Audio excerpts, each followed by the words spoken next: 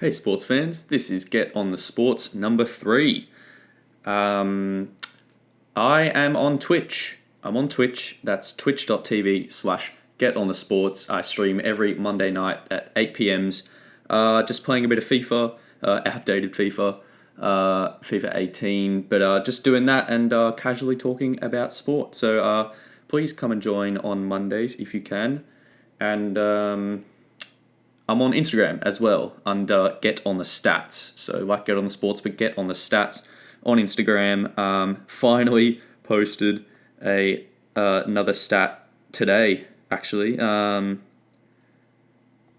it being like a month. So yeah, and might quickly go through that because it's related to the F1 over the weekend, the Belgian Grand Prix. That's right, the F1 is back after the summer break.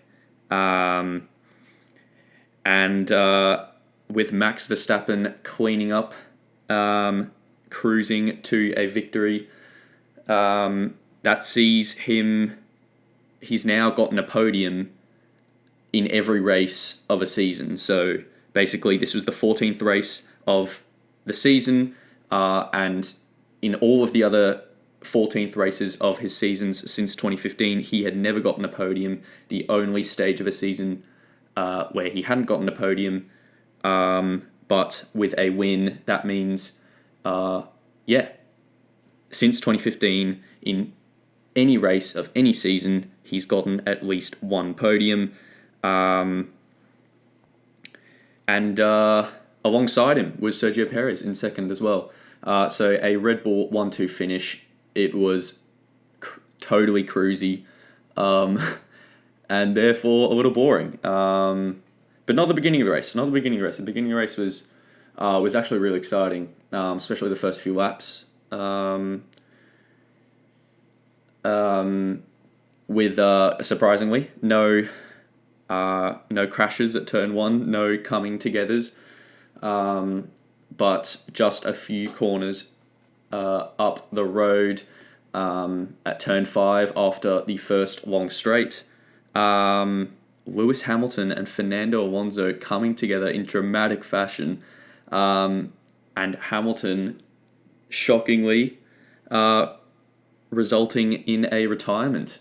This was crazy. It's always insane when Lewis Hamilton retires. Barely ever happens. Funnily enough, the last time it happened was the 14th race of last season as well. So that's 2 years in a row where he's DNF'd in the 14th race. That, of course, was Monza. Everyone remembers that one. But another year, and he finally has another DNF, and it looked like for a second he was possibly able to keep going. It's like totally like Lewis Hamilton, that of course,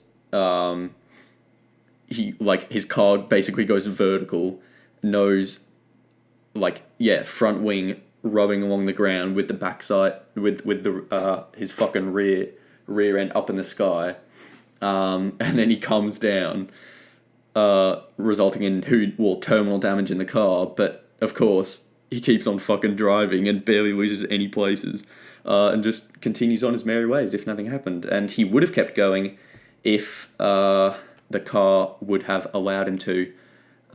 He definitely wasn't shaken or phased, but nearing the end of the lap, in the third and final sector, he had to stop due to terminal damage. And then we saw the depressing sight of him walking all the way back to the pit lane, something we rarely see of Lewis. So, disappointing. And Fernando got nothing of it, no penalties or anything. Now, I'm not saying he should have gotten a penalty. I think I'm happy with that going down as a racing incident, but I was just expecting some sort of penalty, even just even a very small one from the what are they called? I don't know. The in-race officials. Can't think of the word right now. But no penalty for Alonso, meaning Lewis was out of the race, and Alonso ended up finishing 5th. So Hamilton probably wasn't so happy with that. Well, definitely wasn't happy with that. But yeah. So I would have expected some sort of penalty just because one driver stays on and finishes fifth, and the other is DNF'd. And just from incidents we've seen in the past, it feels like Alonso would have gotten a penalty for that. But yeah, I'm not saying that he should have. I'm happy for it going down as a racing incident. But it was certainly fiery at the time. So right after the collision, Alonso said on team radio, "Yeah, what an idiot, closing the door from the outside. I mean, we had a mega start, but this guy only knows how to drive and start in first." Jesus Christ. Some fiery Alonso there. And I think he did come out and apologise for those comments. And I think Lewis apologised as well. They both apologised for the incident. I think I saw somewhere, though, that despite Lewis apologising, he was like, "Oh, I'm not going to be talking to Fernando anytime soon because of what he said about me." And honestly, fair enough. Yeah, we know Fernando likes to get fiery in the moment, and Jesus Christ, he fucking roasted him. But yeah, he obviously hasn't been watching any of Lewis in 2022 because Lewis hasn't started first, hasn't won a race. I don't think he's even qualified in the top 3 the whole year. So that was all in the moment. And honestly, that's another interesting observation. Is I think Lewis did really tighten up the space on Fernando. He gave him no room, and I think you said he was in his Alonso was in his blind spot, and that he didn't realize he was closing the door so hard. But Jesus, he was really leaving Fernando no room there, even though he had the right to the corner and he had the inside corner in the next turn. So look, probably both at fault for that one. So Russell having to clean up the scraps for Mercedes and coming in top 5 again, as we all expect to see, coming 4th. And Carlos Sainz rounded out the podium for Ferrari. He started on pole due to Verstappen and many others taking grid penalties for engine changes. So Sainz jumped up to pole, even though he qualified second, I think, behind Verstappen. And they're really, I don't think there was much more that Sainz could have done. I think third was the best he could manage because the Red Bulls were on the pace they had were always going to chase him down. And that's the fucking insane thing. Fucking Verstappen started from 14th and 12 laps in, he's already first. I mean, it's just insane. And then he goes on to finish 18 seconds ahead of Perez, and Perez is another 8 seconds ahead of Sainz. But even that, 18 seconds ahead of his teammate. Oh my God, I mean, he's just on another level, and it's resulting in some pretty boring races, to be honest. How interesting the dynamic changes and how my perspectives of drivers changes within a year's time. Last year, Verstappen was the hero and Lewis the villain, and suddenly the roles have swapped. Now Verstappen, because he's literally just too good, and I commend him for that. He's fucking insane. Leaps and bounds ahead of everyone else on the grid. He just goes along and wins boring races, and whereas Lewis is fighting in a struggling Mercedes car and putting in phenomenal performances. He's outperforming his car. So he's easier to root on, and easier to see as a hero in 2022. But as for Charles Leclerc coming in 6th, and he should have finished 5th as well, but finishing 6th due to regular Ferrari strategy tings. It's just becoming a norm now. It's just ridiculous. They're actually clowns over at Ferrari, and they screwed our boy Leclerc over with late pit stop, so that they could, they wanted Leclerc to get fastest lap, but they didn't realize how close Alonso would be by the time Leclerc came out of the pits. And he was under real pressure. But I think he managed to stay ahead. Well, and yeah, he finished 5th on track, but because he pitted so close to Alonso, he was obviously rushing to get out of the pits and therefore speeded in the pit lane, gave him a penalty. Therefore, Alonso finishes 5th. So, yeah, I mean, not much more to say about that. It's just good old Ferrari strategy. It's like, not even any point elaborating on it now. We just all expect it, don't we? Jesus Christ. But, yeah, so, like, in the span of 2 races, fucking Belgium and Hungary, the championship, the gap between, the championship contender, Charles Leclerc, is basically out of contention now to Verstappen. I think it's pretty clear Verstappen is going to run away with it in 2022. Ocon finishing 7th to give Alpine a 16 points haul, 5th and 7th, as compared to their nearest rivals, McLaren, floundering in 12th for Norris and 15th for Ricciardo. That's another thing that's made these recent races like not as exciting, because the top of the midfield battle between Alpine and McLaren is no longer a battle, because Alpine is just way better. And McLaren is dog shit. So, yeah, mate, beginning of this year, Ferrari, McLaren, the two teams that I love the most, and now they're just like so bad. They're so hard to like because they're just so bad.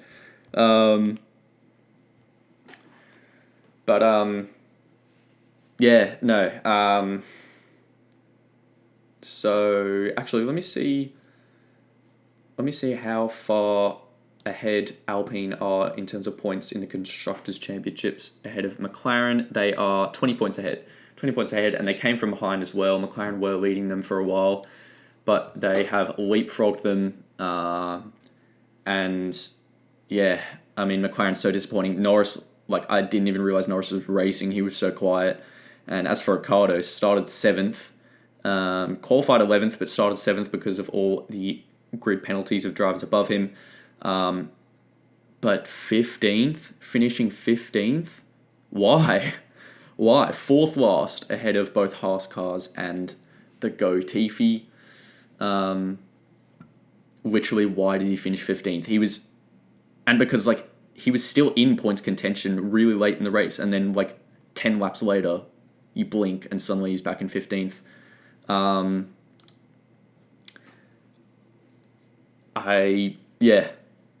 don't get it, because he was on the same. He had pitted the same amount of times as the drivers, those around him, and all the drivers above him, and by the end he was on the same amount of pit stops, but with fresher tires, fresher mediums, and yet he was losing places, even losing I remember fucking Alex Albon overtaking him, and all respect to Albon, but he's driving a fucking Williams. I remember Albon just overtaking him easy. And I think the Williams straight line speed was on show this race, because I think they had pretty decent straight line speed, and speaking of Albon, that helped him to a 10th place finish, a point for Albon to cap off a pretty good weekend for Williams. I can't believe a good weekend is 1 point, but it has been for the last few years. Albon, fucking legend. Sebastian Vettel finishing 8th. So that's 6 points finishes in his last 7 races at Spa-Francorchamps, I think, for Vettel. So never in doubt to score points. And same with Gasly. Gasly has never finished outside of the points at this track, and he finished 9th in 2022, keeping his perfect record alive. That rounds out the top 10. Stroll was 11th, super quiet. Norris 12th, as I said. Tsunoda 13th, Zhou Guanyu 14th, and Daniel Ricciardo 15th. All these guys had really quiet races. They really weren't in it. Magnussen 16th, Schumacher 17th, Latifi 18th after fucking punting off Bottas on the side of the track. in like the second lap. Like a corner after the Hamilton-Alonso incident. I think it was, exited turn 6. Latifi went way out wide. I have no idea. Clipped his back wheels on the grass. His car lost control, came back in, and Bottas was alert to it. He took avoidtive action, but the Williams was coming from the side too quickly, and he had to go too much on the grass. I think there may have even been slight contact. It pushed him off, and on his birthday, the birthday boy, Bottas, his dreams were crushed by a guy named Nicholas. And, regular fucking GOAT stuff. Fucking, alright, see you, just kill one driver and keep on going through the race and finish 18th. So, didn't matter at all. Poor Bottas. But, when Bottas hasn't scored, hang on, let me confirm this. Yes, when Bottas has retired from a Hungarian Grand Prix in any year, he's never scored points at in the Belgian Grand Prix. So that trend continued this year. So was Bottas going to score points anyway? Probably not. And with Zhou Guan Yu coming 14th as well, the Alfa Romeos really weren't anywhere.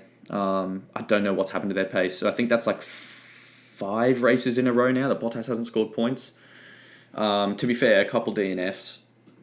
So it's not like he's finished on track every time. But I don't know what's happened to Alpha. I don't know what's happened to Bottas. It's sad. It's sad. I want to see Valtteri do well. And then obviously Lewis Hamilton, the other DNF.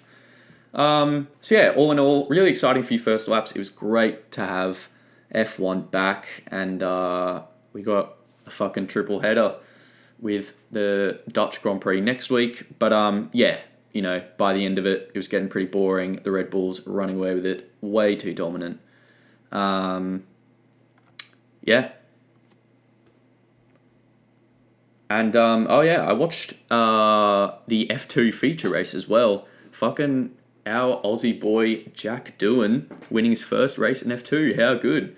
I haven't followed the F2 this season, but I decided I'm going to for this next half of the year. I think there's only like 4 races in this second half anyway, so not much. But with the sprints and the features, there's basically 8, I guess. But what a first race to tune into in 2022. Jack Doohan winning his first F2 race ahead of Felipe Drugovich, the championship leader.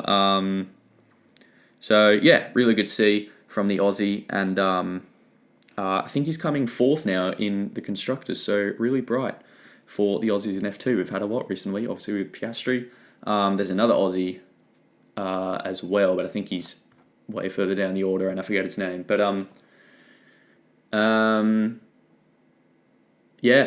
other big news from that race is Théo Pourchaire, in second place, challenging Felipe Drugovich in first, retired. So with Drugovich coming second, that bridged that championship battle further, like in the F1. So that's disappointing to see because you want it to be as close as possible. But that was pretty much it for that. So we will get on to some of the other sports news, like the NRL. Before we get into the round review, the round 24 review of the NRL, the second last round, just a couple news headlines here from the last couple of days. Obviously, Anthony Albanese and the Australian government are considering changing the COVID isolation rules, so that if you get COVID, you no longer have to isolate for a week, and instead you can do it for 5 days. And look, it seems that they've been having these discussions for like a little bit, but I just love the timing of it. Albo comes out just as Damien Cook, for the Bunnies, gets COVID and was going to sit out 2 matches, but we're going to change it to 5 days. So Cookie, and he actually gave him a personal call as well. Cookie, you got to play for the Bunnies, bro. You got to play. Fucking Albo, what a king. Um, nah, I mean, like, respect. He loves his footy, but it's honestly pretty ridiculous. Yeah, no, I think just the timing of it is ridiculous. It's like so perfect. Um, but yeah, he definitely probably would have pushed a few meetings forward to get this change of rules to come into effect. I don't think it has yet. And also, I don't think it'll matter because I think there were whispers around and reports around that Damien Cook was going to rest this week anyway. So, but yeah, I guess we'll see.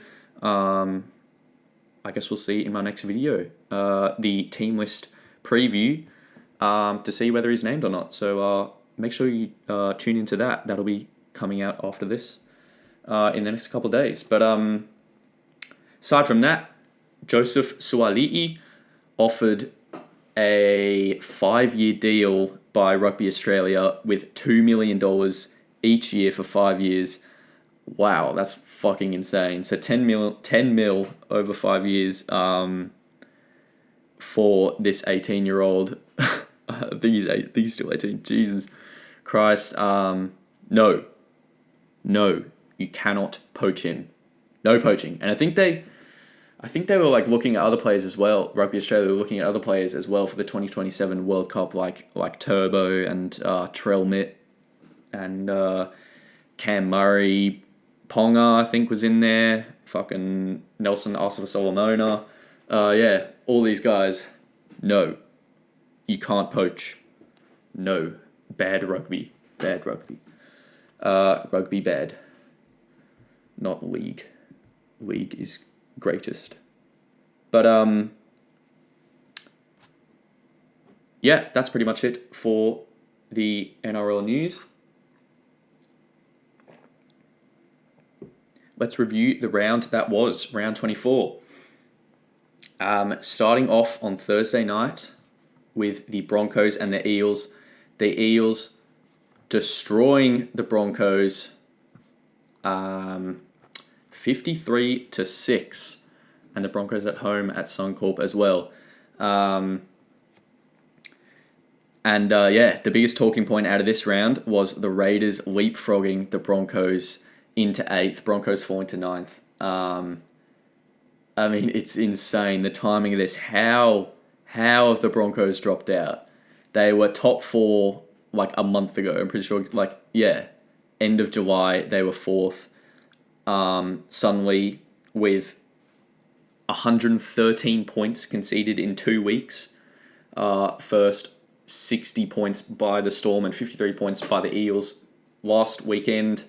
Suddenly, they find themselves 9th. And with the Raiders keeping the wins going, how have the Broncos bottled this? And I know there's a round left, but yeah, it seems all but guaranteed the Raiders will make it. So they're level on points, both of these teams, with 28.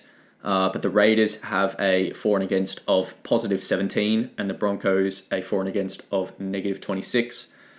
So the Raiders are going to have to lose badly, and the Broncos are going to have to win well, and the Raiders are versing the Tigers. And not only that, the Tigers are white card, and honestly, that doesn't add much because the Tigers don't get up for matches at white card, and honestly, when it's like round 25 or when there's like the ability for the Tigers to make finals or it's a farewell game for players or it's a special commemoration, we know they bottle it. They don't get up for it. So, look, I don't want to jinx anything, but I think everyone has been already for the past week. I think it's pretty much guaranteed Raiders will make it, and we'll get to the Raiders later and how good it is for them. But for the Broncos, wow, disappointing. And yeah, I mean, I think a lot of it is losing Patrick Carrigan after he got suspended for his hip drop. That's been a huge loss, clearly. 113 points leaked in 2 weeks. And as for the Eels, 95 points scored in 2 weeks. Scored 42 against the Dogs, and now 53. Yeah, and This time around, Clint Gutherson, a statistical man of the match and arguably the weekend as well, with 2 tries, 22 runs, 189 running meters, 67 post-contact meters, 1 line break assist, 2 try assists, 5 tackle breaks, 6 offloads, and even a forced dropout. That that's a long list. It's a long list of stats. King Gutho stepping up. It's funny, the Broncos, the Storm and Eels have been a bit of a bogey team for the Broncos in the last couple of years. Having said that, the Broncos beat the Eels earlier this year in their first match. But yeah, no, they I remember 2020, 2021, they had some hard games against both of these teams, but still in 2022, there's no excuse. They were top 4.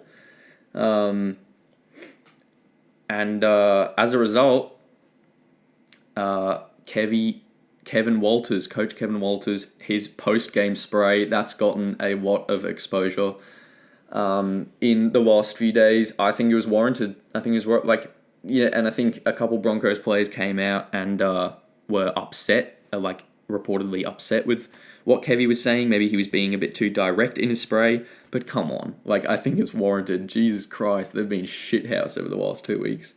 And Kevin Walters, probably hasn't had many sprays, or if any, this year. So, he's not known for it. So he's definitely known for his emotion. So I think it's natural for this to come out, and it's a natural time for it to come out, because the Broncos need to sort their shit together. But it may be too late anyway. But they can certainly come out against the Dragons this week and do their coach justice, do their fans justice, do their club legends, because a lot of the club legends were slamming these players for complaining about the spray as well. They can at least rip in and put in a good performance against the Dragons. It's still going to be, disappointing nonetheless if they don't make it. I know they came from, they finished 9th from 14th, coming 14th in 2021. So, on paper, that looks like a huge improvement, but considering the context, considering where they were in moments throughout this year, it's not so good. Not so good for the Broncos. But shining light, Jordan Riki, he made 44 tackles. But apart from that, his numbers weren't anything extraordinary, and he was, in terms of numbers' sake, he was just about the best of the Bronx. So not much, not many redeeming features from that game. But moving on to the next game, the Panthers and Warriors, the early game on Friday.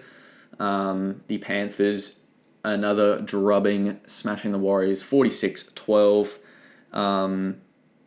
It looked like it may have been close at times, particularly to begin with the Warriors scoring their first try in the first 2 minutes, scoring first. And what a try it was. I think, Tohu Harris, in the Warriors' own end, it came from the Warriors' own end, probably on about the 20. Tohu Harris, short ball to, who was it? It was another forward running onto the ball. They gave it to Chanel Harris-Tavita, who went to Reece Walsh. It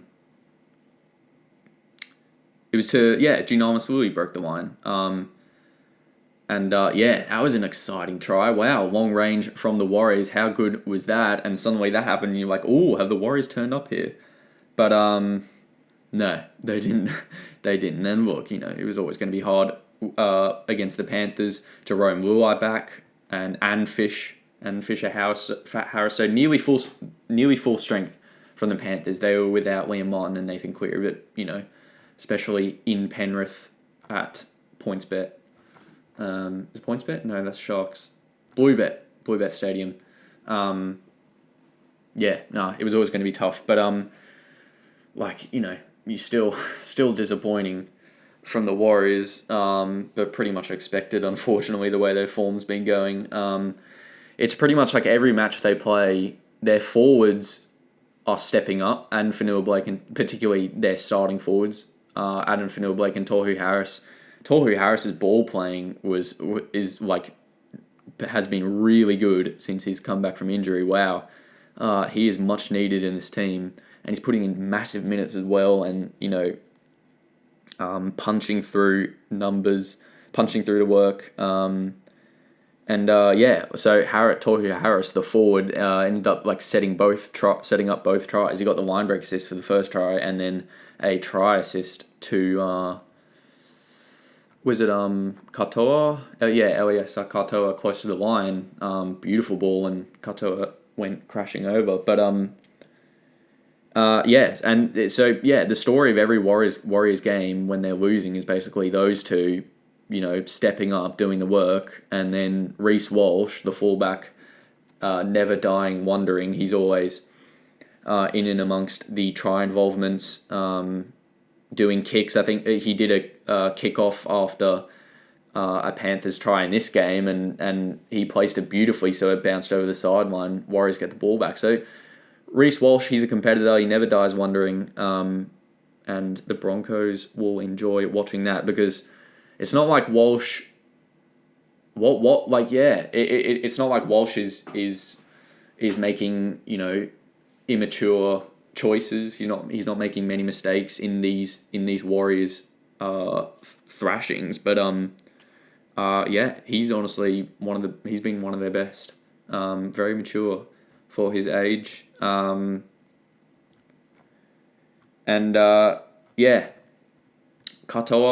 Katoa, his numbers for the game: 73 minutes starting on the edge. Obviously, he scored a try, as I said.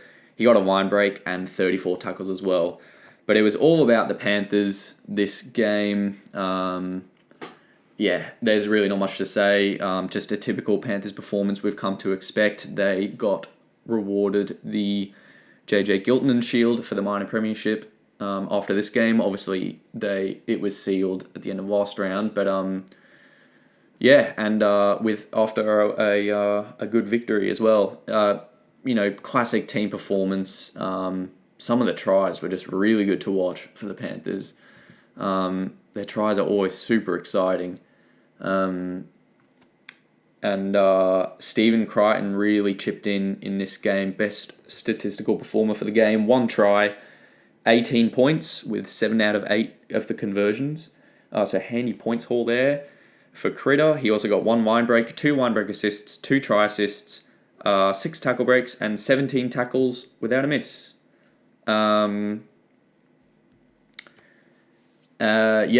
There's really not much more to say about it. I can expect Ivan Cleary to rest a lot of his players in this final round. So, I'm honestly expecting Panthers to lose to the Cowboys this round, but that won't mean anything to the grand scheme of things. Panthers are rolling into finals on fire. And speaking of finals, we got a taste of it with this mouth-watering clash. It was a classic. It was a Storm and Roosters classic. The Storm and the Roosters on Friday night. It was apparently the highest rating Friday night game ever, which is insane. That kind of reception, just I wouldn't have expected that around this time of year, but honestly it makes sense. But two of the biggest clubs in the game, they always produce classics, and this was another one. I was never in doubt that it was gonna be such an epic contest like this, such a close one. The Roosters getting the Chockies down in Melbourne, 18-14. Great scoreline as well. It's a satisfying scoreline, isn't it? And it felt finals like. This is what we can come to expect in finals. All-time classic. And the last 10 minutes, or the longest 10 minutes ever, so much happening, so much suspense, but the Roosters holding on. Some of their goal line defense was insane because the Storm were throwing everything at them. Those last 10 minutes felt like an eternity. It was helped by a a nasty Victor Radley concussion. I think everyone would know what I'm talking about. We don't. We don't like to see that. His reactions from it were really bad. His body reactions and everything. But he was up and about at the end of the game and smiling. So I think he'll miss this week, but I guess should be back in a couple weeks. As long as he's okay. It's so annoying that something always happens to Victor, whether he's at fault because he's done something reckless or stupid and gotten a suspension, or it's an injury. It seems like he can never string together 5 games in a row. He's just always out with something, Victor Radley, and it's really disappointing because if he could, he could be the best. He has the potential to be the best lock in the game, 100%.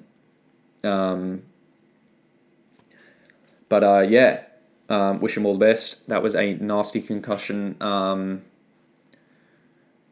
Another big storyline from the game, Nelson Asafa-Solomona versus Jared Warrior-Hargraves, Nas versus JWH. Oh, Jesus, it was fiery. It obviously came to a climax with Jared getting sin-binned. They were at each other's throats, and then the ref called for the game to stop, talked to the captain, said, if this is going to happen again, I'm going to send someone to the bin. Literally, play resumes.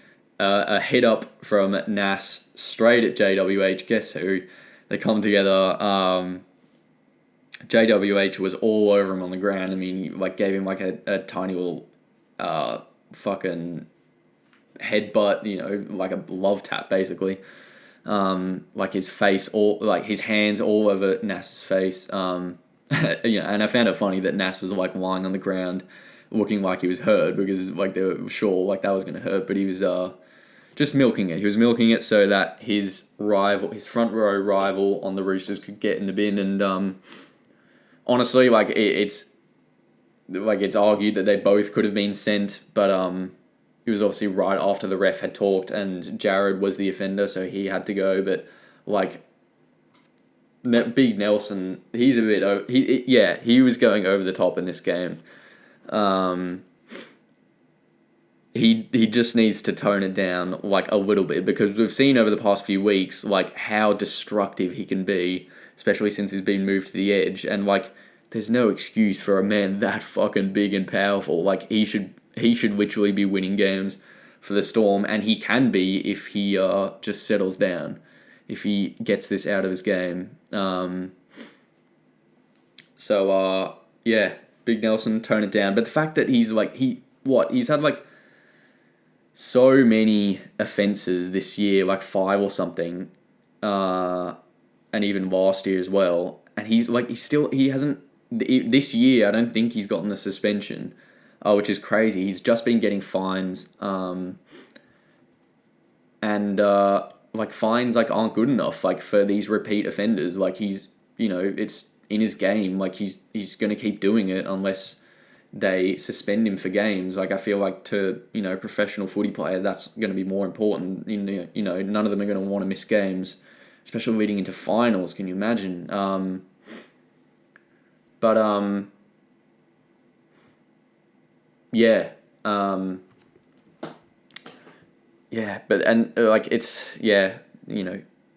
won't linger on the match review committee, but the MRC has been really inconsistent this year, and this game was another example of it. There were so many injuries and judiciary rulings just from this one game. It was that fiery, and the fact that Nas comes away with nothing. Oh yeah, and because he had he came down on Joseph Suali'i when Suali'i was on the ground. He was already held.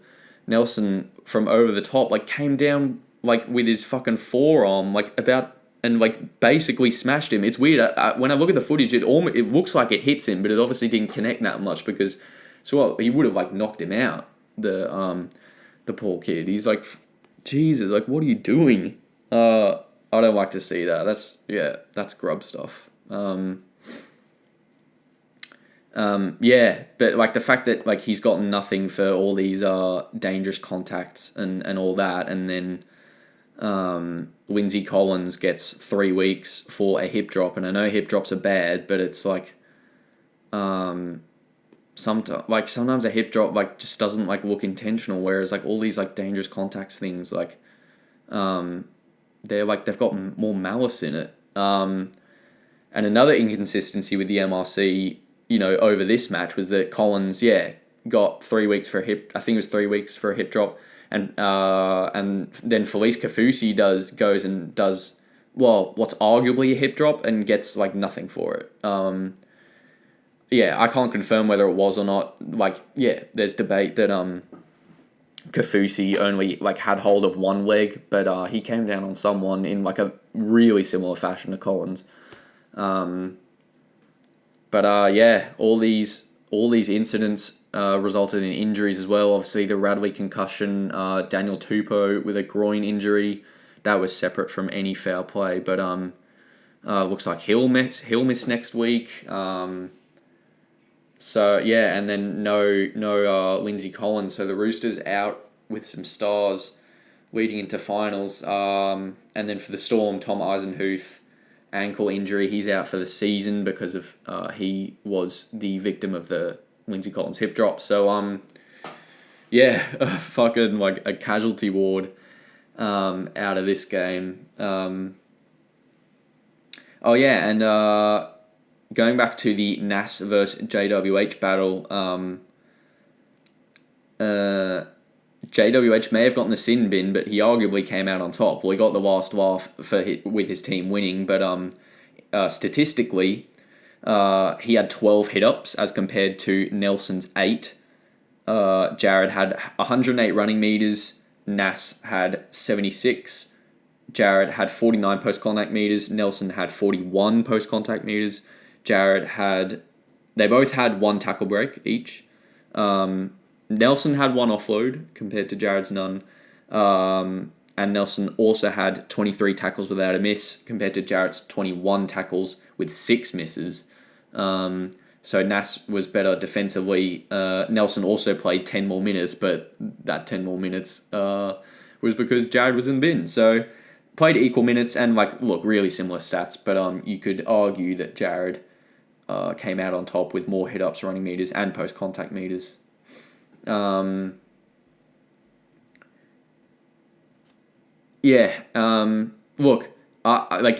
good to see this stuff in a game. I like it. I love the biff. I love when I love when two forwards have a battle like this. But this one just went a bit too far. Like they were just trying way too hard to punch each other, to fuck each other over without actually doing anything. That's basically how the modern game is. But moving on. The Roosters, are they the second best are they basically the second best team in the comp right now? Yeah, I think they are. They've won 6, 7 in a row or something. Honestly, I wouldn't be surprised if Roosters were there on grand final day based on the form they've got. I think Storm, Sharks, Cowboys, there's all some big contenders there, but the Roosters are flying. So I think they are the second best team right now. And what's crazy is they're currently 6th. And they will finish 6th. So that's crazy. And as for the Storm, little hiccup, but they can still finish top 4, but they need to beat the Eels on Thursday night next week. I can't wait for that one. That's what a great matchup. I love how these last 2 rounds have sorted out, based on coincidence, so many teams still vying for top 4, for top 8, and semi-final clashes with finals matchups that we're almost guaranteed to see, and Eels v Storm, whoever wins will get top 4. So the best players from this game, statistically, Joseph Manu for the Roosters. He got a try, 21 runs, 172 running meters, 74 post-contact meters, 1 line break assist, 8 tackle breaks, and 4 offloads. And Jerome Hughes for the Storm, 152 running meters. That's a great effort for a half. He got 2 line breaks, 1 line break assist, 9 tackle breaks, 1 offload, 16 tackles without a miss, 141 kicking meters, and 2 forced dropouts.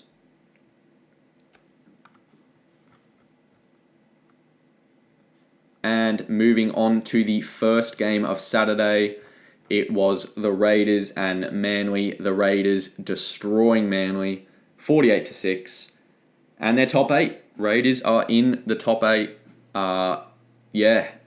And I think they'll stay. As I was mentioning with the Broncos, I think they'll stay. What an effort from Ricky's Raiders, where they were at the beginning of the year. They lost 5 or more games in a row, I think it was, and I think they were sitting second last on the ladder, and suddenly they find themselves in the 8, looks like they'll make finals, but how far can they go? So an interesting stat dive here, into Raiders versus the current top 8 sides as of this year. So basically the top 7 teams above the Raiders. How have they performed against them this year?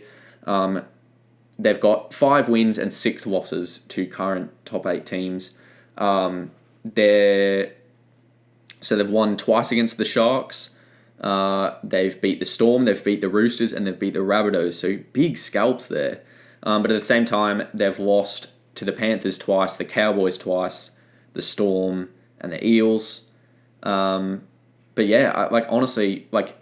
it's pretty tight. 5 wins, 6 losses. I think this proves, and particularly with their current form, I think this proves the Raiders aren't just going to be filling numbers in the finals. I think they deserve to be there. They're going to be there for a reason, and they might be able to cause an upset or two as well.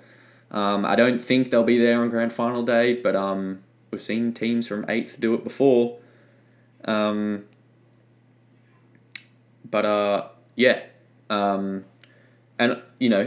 Interesting comparison with the Broncos record against the current top 8, although I've excluded their game against the Raiders, so it's equal with the Raiders comparison. So it's basically against the current top 7 teams. The Broncos have won 4 and lost 8, so it's worse than the Raiders. It's obvious why. But they've won against the Sharks and the Eels and the Rabbitohs twice, but they've lost to the Panthers, the Cowboys twice, the Storm twice, the Eels and the Roosters twice. Even the numbers, I think, prove the Raiders belong in the 8. Super happy for the Raiders. They've really exceeded my expectations this year. But at the same time, I'm super disappointed for the Broncos. Ideally, I would want both of them there in finals. But how about Hudson Young? 5 tries in 5 games. He's the talk of the town at the moment. Even in Australian Kangaroos discussion, I think he's a real schmokey for the World Cup at the end of the year. I think he should be in the squad. I definitely think he should be in the squad. He could even find his way onto the bench. I think it'll be hard pushing out Cameron Murray and who would be the other second rower? I thought there was an obvious one. Cameron Murray and Angus Crichton. And then Liam Martin would probably be just behind them as well. So, but he should make it into the squad. I think he deserves it, honestly. He's been an absolute gun. As for this game, the other, Raiders' statistical best performer was Sebastian Kris. 1 try, 138 running meters, 2 line breaks, 1 line break assist, 2 try assists, 6 tackle breaks, 1 offload, and 16 tackles without a miss.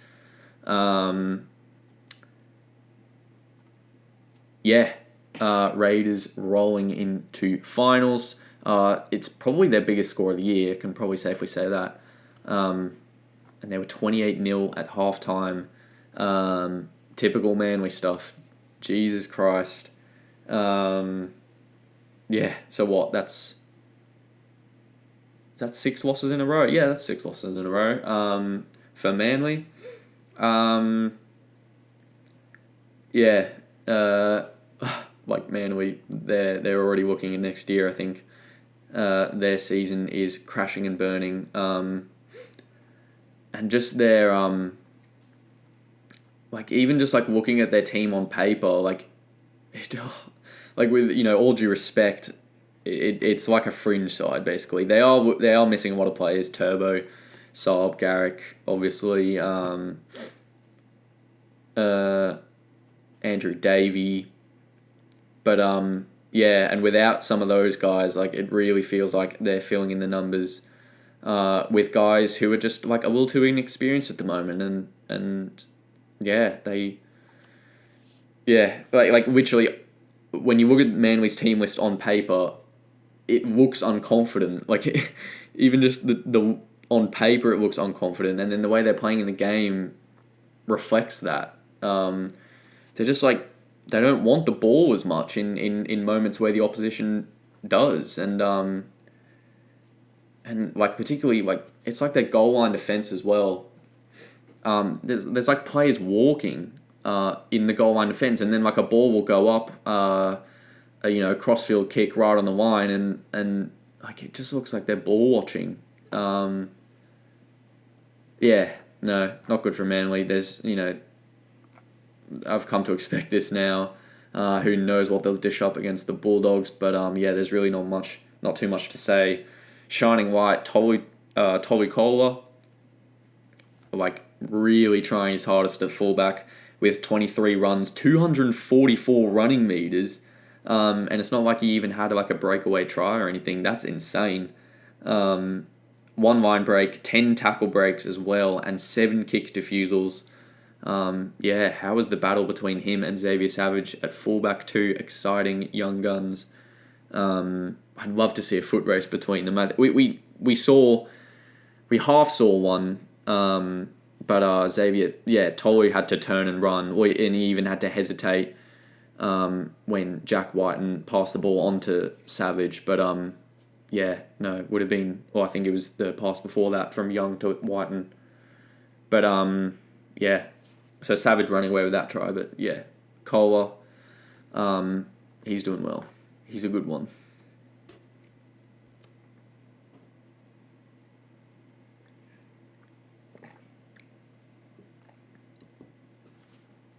The Sharks versus the Bulldogs, so the second game on Saturday.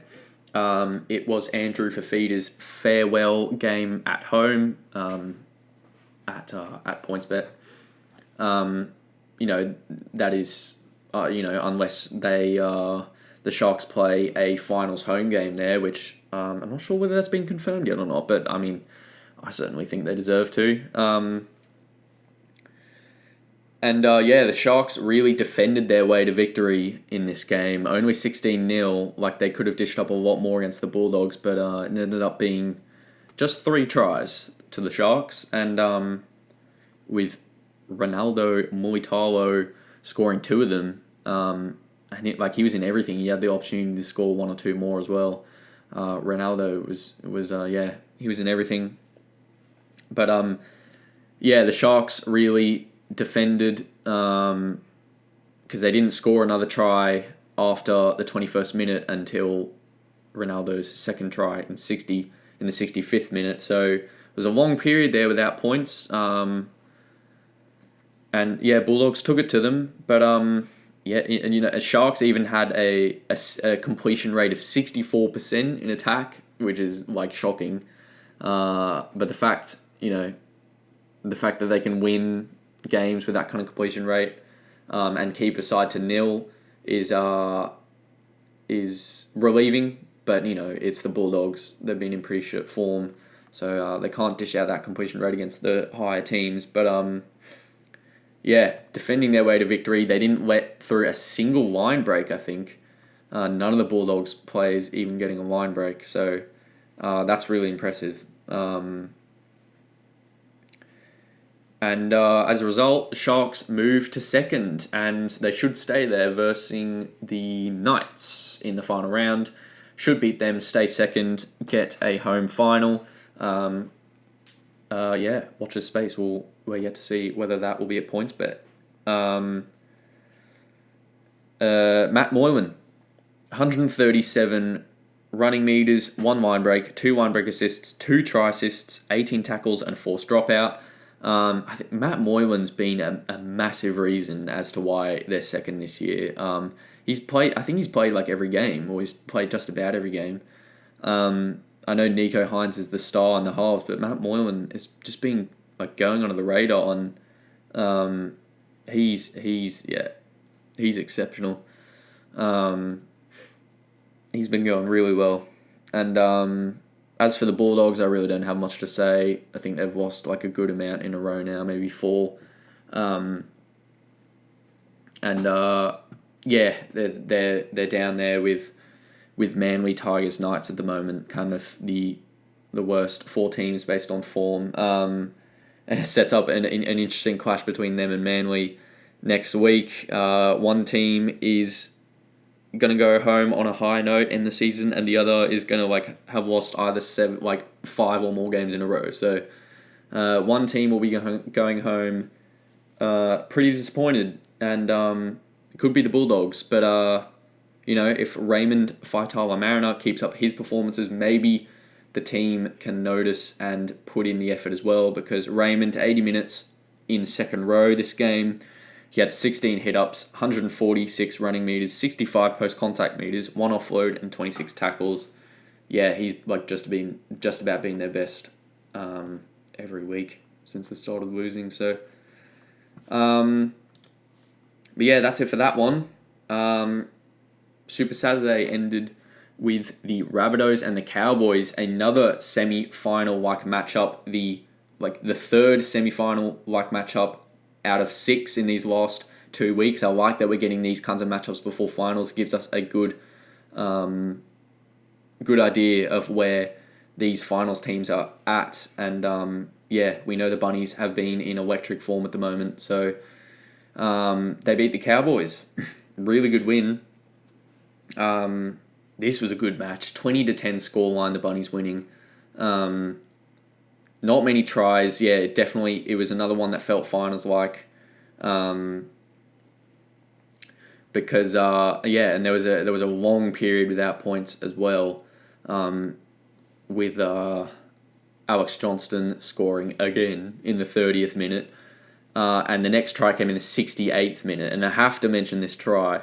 Wow, Kyle Felt breaks the deadlock with a Try of the Year nominee. I'm going to say it. A Try of the Year nominee. Might not win Try of the Year. I think his winger partner, Murray Tawangi, will have something to say about that in Magic Round. But holy moly, Kyle Felt, what a try. Just like the period it came at with the Cowboys, they couldn't find a way to break the Bunnies.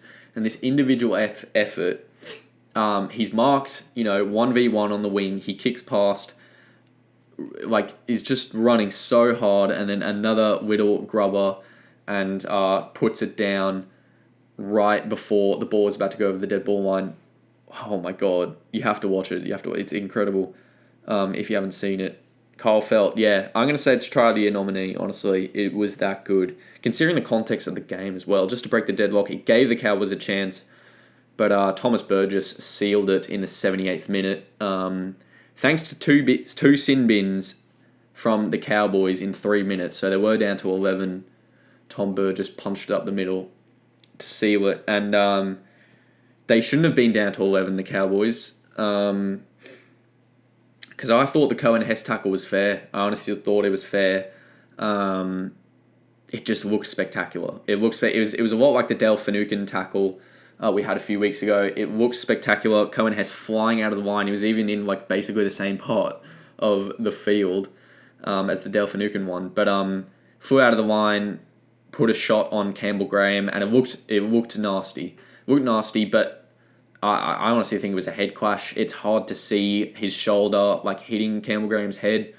Campbell Graham obviously went down pretty badly, and he was lying on the ground. But like even the reaction from Hess as well, I think it had to have been a head knock, because Hess looked a bit groggy, and then you could see Latrell Mitchell just like give him a light little shove, and Hess just falls on the ground as if he's a bit daisy as well. Dazed? I was thinking of hazy and dazed. Daisy. Yeah,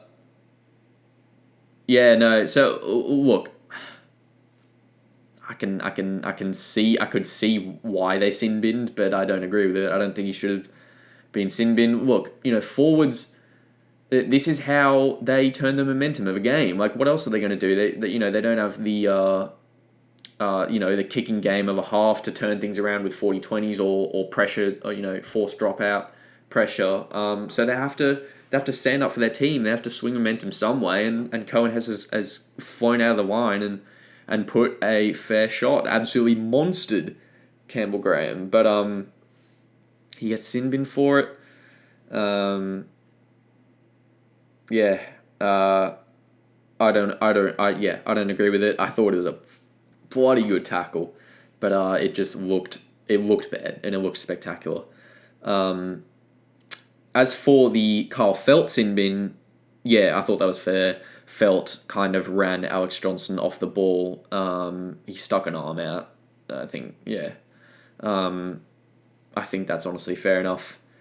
And another thing with the Cohen Hess sin bin is the HIA loophole from the Rabbitohs kind of exploiting the rules a bit. I don't know, what's been what resulted from this, but basically Campbell Graham got taken off for an HIA, and then but he didn't even go down the tunnel. I think he just got checked on the sideline, and then got a free interchange back. So and then he took the field back almost. Yeah, he took the field almost immediately after. So I don't know what's going on there. A bit of a loophole. Bunny's playing some tricks. But, you know what? They deserved the win regardless. They got... they confirmed finals. They confirmed a finals berth. Doesn't matter what happens in this final round 25 game against the Roosters. It's clear both teams are going to get up for it, though. There's no doubt about that. And Keon Kalormatangi, hasn't he been in red-hot form in the last few weeks? He puts up brilliant numbers every week, and this week he got a try, 13 hit-ups, 154 running meters, 1 line break, 1 offload, and 31 tackles. And as for the Cowboys, it was the man in the moment, Carl Felt, 1 Try of the Year nomination, 165 running meters, 1 line break, 7 tackle breaks, and 12 tackles. 12 tackles for a winger. Not bad. I think he only missed 1 as well. So, and Kalormatangi's individual try, how good was that? With the right foot step coming on the inside. We don't see that from him often. Usually he just runs a line, but he had some beautiful footwork near the line, and a dummy as well in the last line of defence. That was a beautiful try. And that last line of defence was Scott Drinkwater. So named at 6, but he was playing fullback. I'm not sure whether he did play fullback the whole game and Hammer was at 6 the whole time, but it seemed like that defensively. It seemed like Hammer was in the line and Drinkwater was out back at fullback, but in terms of attack, maybe Drinkwater was playing like a 6. Wasn't paying too much attention, unfortunately. Not good form from me, but that was something I was interested to see, but looks like they anyway, we'll see what that's like going forward. 2 brilliant players though. I mean, 2 handy players to have on the field at the same time, no matter how you play them. And on to Sunday, the Dragons versus the Tigers. It was actually a West Tigers home game, sorry. West Tigers versus the Dragons. And the Dragons escaping with a win here. I think I mentioned in my round 24 preview last week in the little video, I was tipping Tigers, and I did, and geez, I came close. I thought they'd turn it around. There's after a 72-point defeat to the Roosters, teams come back with a vengeance after conceding 70 points. We've seen that historically, and yeah, they were leading 16-6 at halftime, I think it was. But the Dragons managed to sneak the win. They came back fighting, and it was a Zach Lomax penalty goal. That was the difference, right in the dying minutes as well. Also, Kapoa putting on a high tackle on... Who was the high tackle on? It may have been... I think it was... Yeah, I don't know. Anyway, Kapoa got a high tackle and he got sinned in for it. Honestly, fair enough. Oh, but it's like, come on. What a time to do it. Zach Lomax does a beautiful conversion basically from the sideline. Yeah, seals it 24-22. So it's basically confirmed the Tigers get the spoon. Wow, would have been interesting if they had won this, and then going into the final match, they obviously play the Raiders, which would have been hard. Who did the Titans play though? They play... bear with me. They play Warriors. Oh, yeah. It would have come down to the final round. That would have been interesting. But yeah, I think Tigers are out of reach now. If they win, they level up with the Titans, but I think the for and against is too much. So, yeah, and honestly, like, about a month ago, I thought Titans deserved it, but now I think Tigers deserve it, just based on the Titans' recent form. They've won 2 games recently. And yeah, the Tigers are pretty shit house at the moment, so Tigers might get their first ever wooden spoon as a conjoined club. Conjoined? I'm not sure if that's a word. But yeah, Jaden Sewer. I think it was his 100th game. But nevertheless, wow, he put up some numbers. Get ready for this one. 1 try, 22 runs, 221 running meters. That's insane. Looks like a typo. 63 post-contact meters, 1 line break assist, 6 tackle breaks, 3 offloads, 20 tackles, and a forced dropout as well from the back rower. As for the Tigers, Adam Dewey, love him, what a man. He got 102 running meters, 2 line break assists, 2 try assists, 1 offload, 20 tackles, 4 kicks diffused. 4 kicks diffused for a half. 233 kicking meters, and a forced dropout.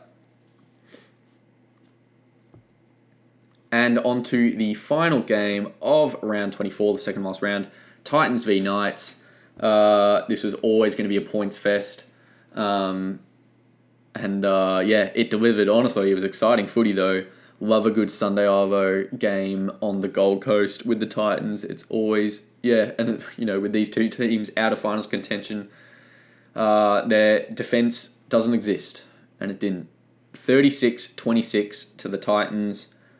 And it was AJ Brimson and Big Tino Fasua Ma'alawi, the real leaders standing up in this game.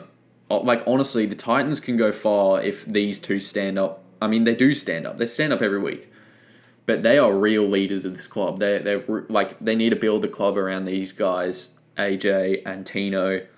Wow, they put in some good performances in this game. And I just love, like, their different dynamic of, like, the way that they can, lead their team in different ways. AJ... and, electric in the half, scoring and setting up tries, and Tino getting through the big work in the middle.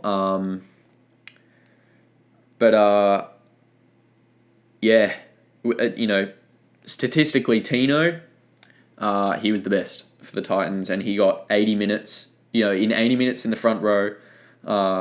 He got 25 runs, 257 running meters, holy moly, 118 PCMs, baby. 1 line break assist, 1 try assist, 3 offloads, and 35 tackles. But yeah, his work was in the shadows because AJ was lighting it up on the Gold Coast. Man, I've loved watching AJ in the last few weeks, especially like this. He's on fire. He had some good ones for the highlight reel in this game. He sidestepped someone down the short side with barely any room to move. He did a beautiful try assist with a ball to Beau Fermor running a beautiful line, and Beau Fermor streaking away with about 15 meters to the line, but still didn't get touched at all. Oh, I love that pass. It was sexy. And then the AJ grubber to himself and scoring. Oh, how good. How good. He's on fire. A blemish for the Titans. Brian Kelly got sent off. But honestly, redeeming that the Titans... Kelly got sent off in the 51 minutes, but the Titans still managed to hold off the Knights. And honestly, even though he got sent off with still half an hour to go, I was confident that Titans would go on with it. The Knights just didn't look like they were going to challenge them. And honestly, how disappointing. Fucking Knights can't even beat the Titans. The send-off. Yeah, probably fair. If they want to... I mean, look, nothing happened to Dominic Young. If they want to stay consistent with ones like Kyle Wharton and Nathan Cleary, then yeah, it's probably a send-off. Kelly, I think he set up a try by beating Gagai square up 1-on-1. Yet another miss by Gagai. But was it last week? Yeah, I think so. Like last week, Dane Gagai, he retaliated by with 2 tries in 8 minutes after the Kelly send-off. The 64th and 72 minutes, the Knights were racing home thanks to Gagai. They didn't manage to pull it off. It would have been a miracle at that stage. And thus, Dane Gagai put up some, brilliant numbers. These are the numbers we expect of him with 2 tries, 18 runs, 236 running meters, 63 post-contact meters, 3 line breaks, 1 line break assist, 1 try assist, 14 tackle breaks, and 17 tackles, but 7 missed tackles as well. The poor Dane. This show is basically just pointing out how many missed tackles he gets every week, but unfortunately, he's built that kind of reputation for himself. I really don't have much more to say about the Knights. It's their season is over. And this podcast is over. Stop rambling now. Guess that's what a podcast is all about, though. I hope you enjoyed, and I hope you have been enjoying, and I hope you enjoy next week. I'll be back. Tune into my Twitch stream on Mondays as well. Still keeping that going. I would love to have more of you guys on there. Go check out my Instagram as well. Get on the stats. There's stats incoming with 3 weeks of F1, and I'm desperately trying to put out some NRL stats as well. So, basically, guys, I will catch you later. Catch ya.